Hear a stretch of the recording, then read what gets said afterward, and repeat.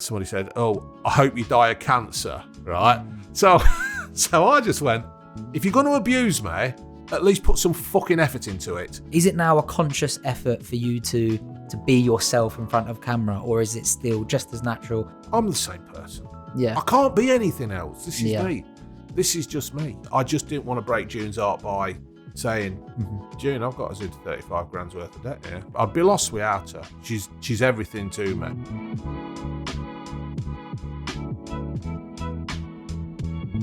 Okay, I wanted to touch on debt, which you've spoken about quite openly in some of your videos, which I think is really good because it's such a taboo subject for a lot of people. Yeah, it's do you know what? Like, debt got into my life. I had a couple of credit cards, and the message from the government was basically just keep spending. You know, Gordon Brown and Tony Blair. It was the debt kept the country running then, and I did. I just carried on spending. I took no responsibility for myself. What more? Was there like one pivotal moment there, or was it just a string of decisions that probably maybe didn't work out for you there? I mean, don't get me wrong. I wasn't drinking. I wasn't doing drugs. I wasn't gambling. All I was doing was, in the end, I wasn't making enough money to pay the debts. So what was happening was I was taking a debt to consolidate a debt. Right. To consolidate a debt. Yeah, get into this that is loop. what they were all advertising. Back in the day, the adverts were, consolidate all your loans into one easy manageable loan, blah, blah, blah. So I was doing, but what was happening is I wasn't cancelling the other. So once I'd paid them off, I was using them cards again to get into more debt. But it just built up. And you've always got this thing where, I always had this thing where, it'll be all right. I'll sort it. I'll get it done. I'll sort it. Then one day, after I'd been made redundant, June opened one of my letters thinking it was a job application. And it was a letter for my debt management company that I'd actually got in touch with, and she wanted to know what cracked off. I just stormed up. That was when she found out. That's when she found out. She had absolutely no idea that I'd got us all into this debt. Yeah. And it was absolutely nothing to do with her. It was just me spending money. Yeah. Just when I did the video, it's so, I don't know how many thousands of views it's had now. I've had so many people saying it's. Some people saying it's nice that a normal bloke like you has been in the same situation as they have. They can relate to it. And the amount of people who are actually using StepChange, I can't remember the name. StepChange. StepChange. Okay. That's it. I'll put a link down below. Yes, StepChange to get themselves out of debt is just absolutely unbelievable. And I must admit, I read a couple of the messages, and I never normally cry, never normally get emotional over anything, but there was one bloke, and he was absolutely didn't know what to do. He was in exactly the same situation as me. He was in bigger debt with me. He got people knocking on his door, phoning up, letters, and he was trying to hide it all from his wife. And he's also trying to add the mask of everything's fine. Yeah. Everything's great. And did you have that as well? Were you trying very hard to hide it? I can lie something terribly. Right. To save my skin, I can lie. But I don't do it so much. Well, I don't do it now. I don't do it so much. I mean, I don't know what it means supposed to mean because I don't lie. But to save myself as a debt thing, that's what I meant. I don't lie so much now because I'm not in debt anyway, so it doesn't matter. Yeah. Trying to get myself in a fucking hole here. June will be watching this and, what are you doing? So, it was great. And this bloke that's just got in touch, and he got in touch with StepChange, and he then sorted his debts out, and then he became honest with his wife and told her what was happening. He got back to me later on and said what had happened. Right. And she was exactly like June. She stood by him, and it was, it's a nice, quiet, touching moment, to be fair, that I've actually helped so many people just through being honest. Yeah, that is incredible. And I think because it is such a taboo subject, some people, understandably, people don't like talking about money regardless of their financial situation as well. People that have money, if they speak about money, people see it as a bit uncouth, a bit braggy. Yeah. And if people don't have money, people just don't like talking about it. Yeah. So a massive credit to you for speaking about it openly. Thank you. What made it so hard for you to tell June then? What made it so hard? I'd just basically let her down in every situation, every single way I could have. Mm. June, when me and June got together, we've had an absolutely brilliant relationship. I'd be lost without her. She's everything to me.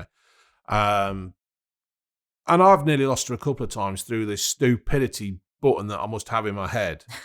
I think all blokes have got it. The best thing about June is she goes, "Oh, I like a bad lad." And I'm thinking, well, I've been a bad lad, but you don't want me, kind of thing. But anyway, I'd be absolutely lost without her. She means everything to me. And I'm so lucky that I've still got her. People watch us on the videos and think we've got the perfect relationship. Oh, I wish I had it's been fucking tough, mainly through me, because I have got this, I don't know, I just can't grow up. Mm. But what's the key to your relationship now, do you think? We've been through it, and we've come out on the other side. Yeah. And, I'm making everything up. Every time I can do something nice for her or treat her to something, or, I don't lie anymore. I've got no need. I've got no reason to lie. I've got no reason to hide anything. It just takes a lot of hard work sometimes. Especially, I admit, I cannot be the easiest person to live with. I am such a fucking idiot. Everything, down to Elliot as well. It's like, I must do things on video, and Elliot must be sitting there thinking, "What are you doing, Dave? What are you doing?" But I can't help it. It's just me. Yeah. It's the personality I've got. I like a laugh, and I like a joke, and I like to be impulsive on things. But with me and June now, I'm not impulsive. Well, I am a little bit. I'll say, right, we're doing this, and we've gone. Yeah. And she's got no say in it. She just holds on, and that's it, goes. But no, you have to grow up a little bit. Yeah. You seem to have a very quite a youthful relationship. Now she's on camera a lot more now. She's no longer just the voice from afar. And there's a lot of banter. Going back and forth.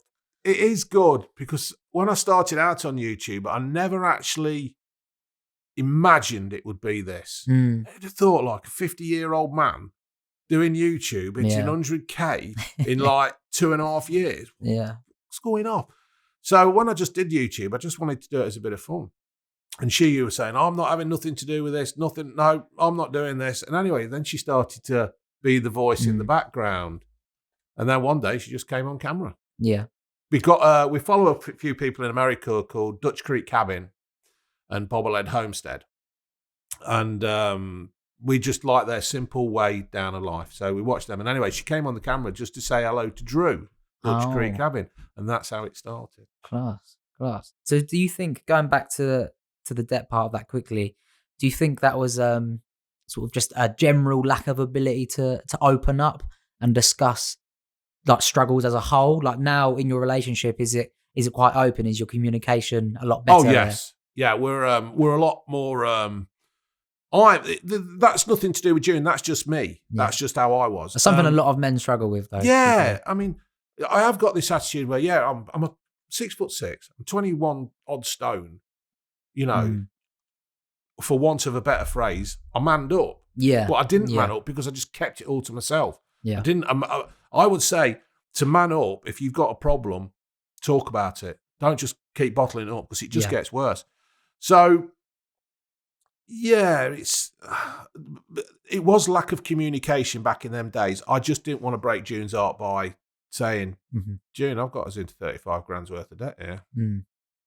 Yeah. Even 5 grand's worth of debt, even, a couple of grand. I just didn't have it in me to tell her. Yeah. It's understandable, because like you said, you had a mask on with someone that you're in such a strong relationship as well. The last thing you want to do is to throw a spanner in the works there. Yeah. I think that's probably what it is.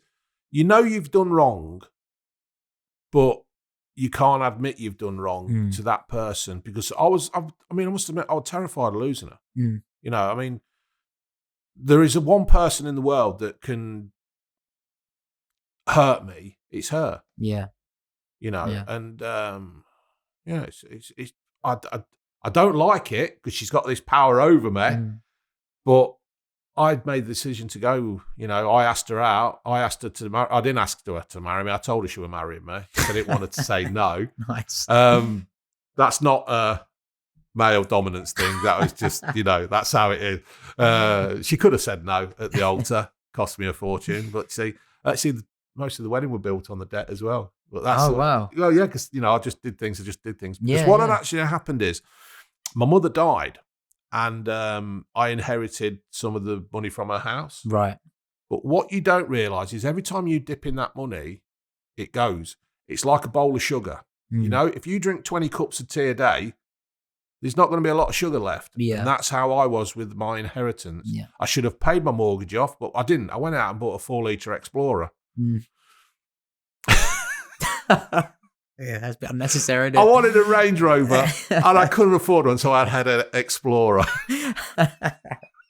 That's still not too bad. That's a good analogy, actually, the sugar, because you take 1 teaspoon out, it looks the same. You don't notice that there's any sugar missing until you look back and compare it. And it is, and I don't know. I wish there was a teacher, when I did my video on the day, a teacher says, "Oh, I'd love to get in touch with you and see you come and do a talk." Oh, yeah.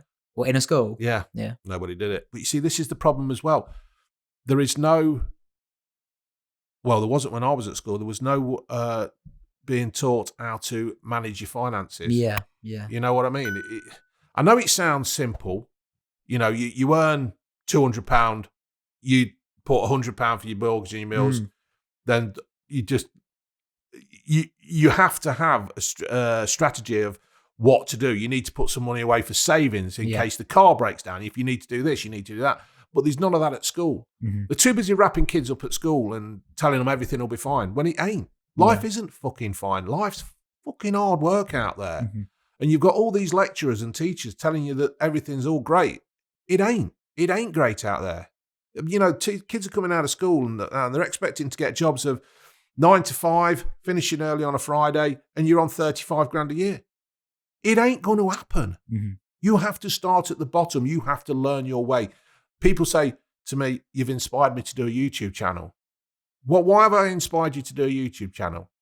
You're 18, you're 16, you've got no life experience, you've got no personality, and you're going to do a YouTube channel because Brian's found me, and Brian's not made me, but he's given me the elevation to do what I do. And you seem to think that you're going to do the same.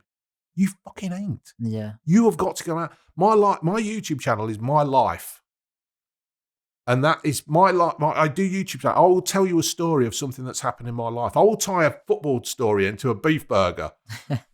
And people think that's why it works, though. That's why it works. It is, it's real.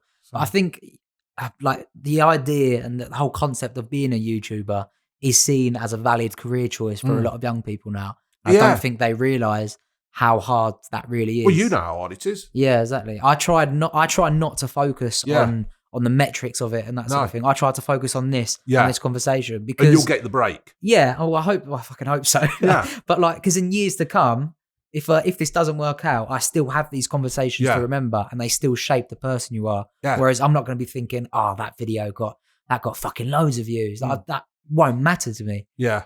So I think people just have their priorities in the wrong places. Yeah. Probably. You've got to have a backup plan. Yeah. You've got to have a backup plan. Don't just be, I don't know. You've just got to open your vision more. Just think wider. Yeah. So there we go. Let's move on to YouTube because you're a big numbers man, a star YouTube? player. What the bloody hell's YouTube? You're a star player these days. But now that you've got 122k subbed, isn't it? Yeah, you just went through yesterday or something, all day before camera. Brilliant. Yeah. Is it now a conscious effort for you to be yourself in front of camera, or is it still just as natural as when you first started? Well, I'll tell you what, you've been here with me for an hour and a half. What do you think? Yeah. Am I still the same one? Very, very good point. From the moment I saw you walking down the road, I thought, yeah, there he is. Yeah, YouTube, I'm still, people say don't change. People then, you get some idiots who say, "Oh, you've changed, you're not the same person." From my Harry's Razors, when I first started this, I am the same person. I've always been a confident person, whatever I do. Yeah. Right? If you like me, you like me. If you don't, I fucking couldn't care less. But on YouTube, I have grown with confidence. You can't have a growth of 100,000 people in less than 2.5 years and not have confidence. I would say I'm confident. I might be a little bit cocky about it. Mm-hmm. That's hard not to become about. But yeah, it's I'm the same person. Yeah. I can't be anything else. This is Yeah. me. This is just me. That's perfect though. If you were someone else, then people would catch drift of that, Yeah. and it wouldn't feel right. It just wouldn't be No. the same. Don't get me wrong. I expect people to get. You don't get people following you from day one and then still watching you now.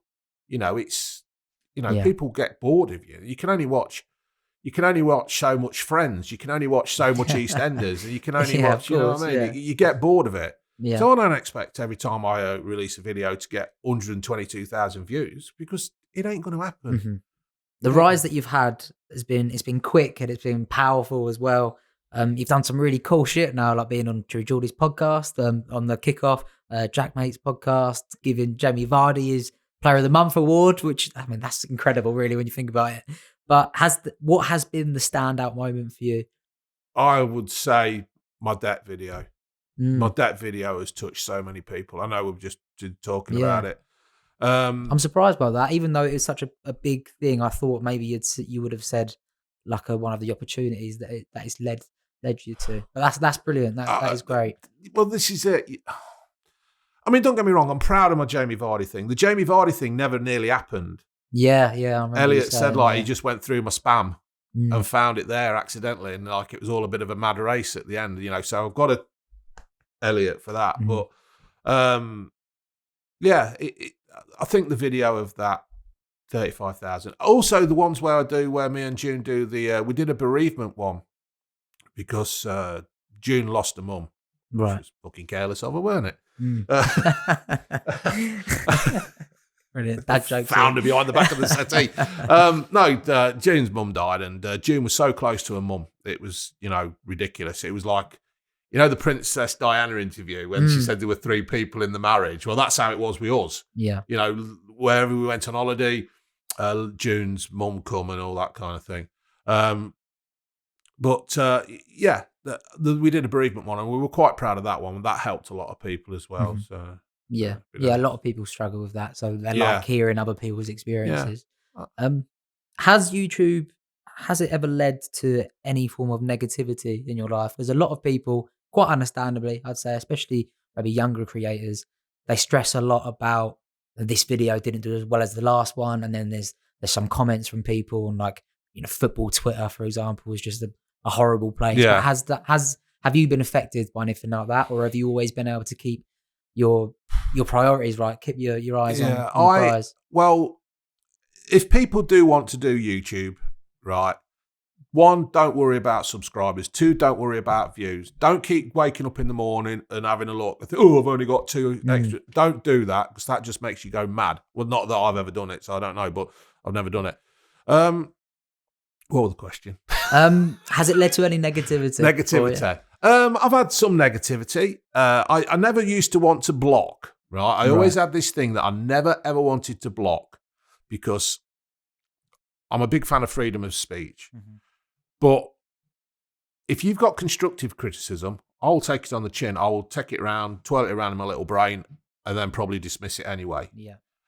But if you're going to start to be just abusive, and I've started to block because I cannot be bothered with it. Mm-hmm. If you start dragging other people in as well, my friends, then I will block you.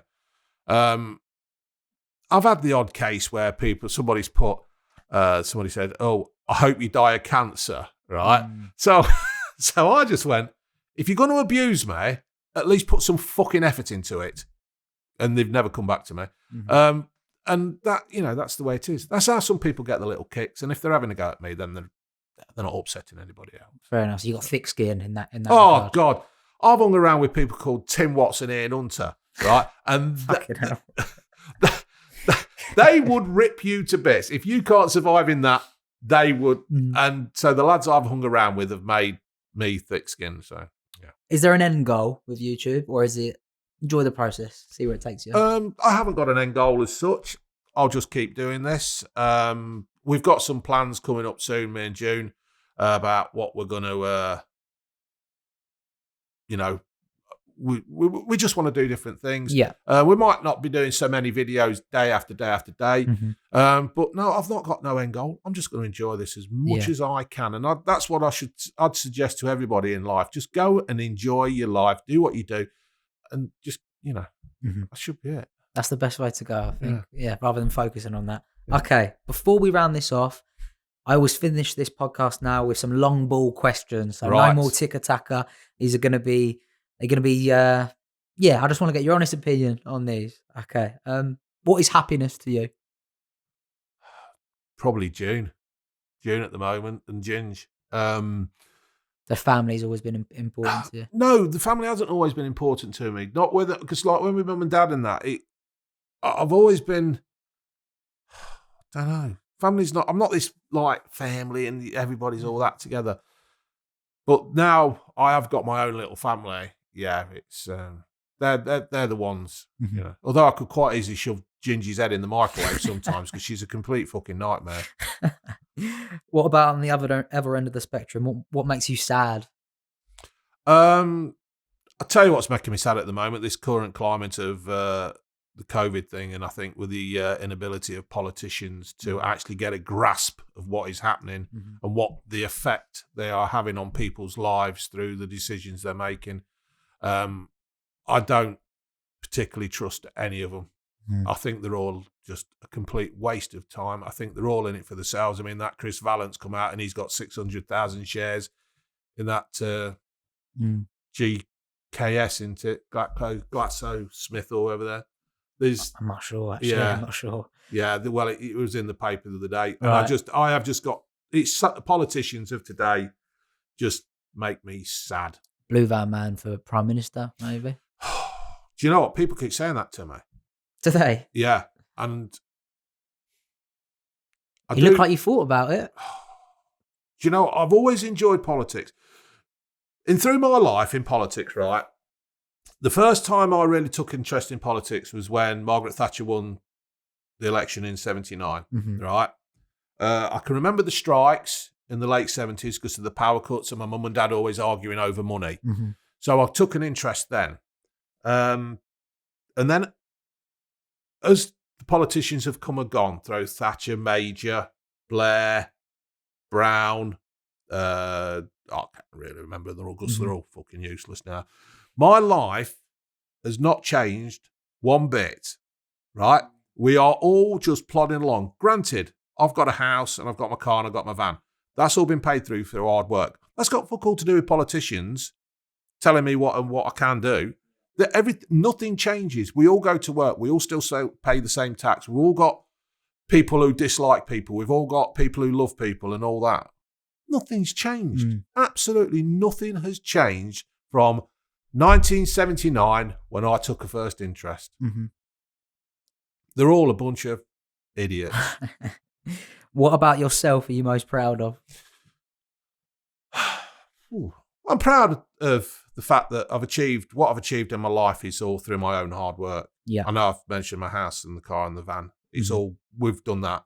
I'm proud that I got into debt and I got out of debt to do that. And I absolutely I was working like 13 days in a row not just to pay the debt, but then the money that went to pay the debt off so that we could have a holiday. Yeah, I think I'm proud that whatever we've got now, this minute, is all ours. And it's all through hard work. Yeah. It's not been given to me on a plate, My mum's inheritance. Yeah, my mum's inheritance was, but I wasted that. And then I learned from the mistake. If you don't learn from your mistakes, you ain't going to get on in life. Yeah. So. And final question, what advice would you give a 16-year-old Dave? Do you know what? I've been asked this a couple of times and I don't honestly know, because what I am today is going through making the mistakes. If I said to Dave, when you're 20 whatever, don't take any debt out, that wouldn't make me the person I am today. It would be completely different. I don't know. I think I'd say go and stick a tenner on Leicester to win the Premier League. That'd probably be the best. That'd be the best advice. But this is what we were saying at the beginning. You've got to have life experience. You've got to make your mistakes. You've got to grow into the person that you're going to be. Yeah. And if somebody told you, if they had Doctor Who turning up saying, don't do that, you're not going to be the person you're going to be eventually. Yeah. It's not going to be like, don't become a serial killer or anything like that. Because that's common sense. But no, I think I wouldn't go back in time. Dave, we'll wrap it up there. Thank you so much for coming on. Thank you for having me on. I'd like to thank the lad who's been working hard behind the scenes. I will, when he's got this place sorted, I will do a podcast down here, hopefully. I've got faith in you, buddy. And keep an eye out for Blue Van Man podcast coming soon. What's it going to be called? The one we've got with Unky Steve. For the visually impaired. The VIP one. It's a visually impaired podcast. We were going to do it before this lockdown, but obviously we all got told to stay in and obey the rules and everything will be fine. Boris, it's not, is it? It is not fine. We all stopped in and obeyed the rules. So hopefully I'll be seeing Steve soon. We'll be doing a podcast and it's just basically Steve's life. I'll be sitting where you are. Well, not doing your job. Yeah. So. Brilliant. Can't wait for that. Okay, people, we'll wrap it up there. Thank you for joining us on the Football and Feelings podcast. And thank you to Dave once again. Thank you for having me on.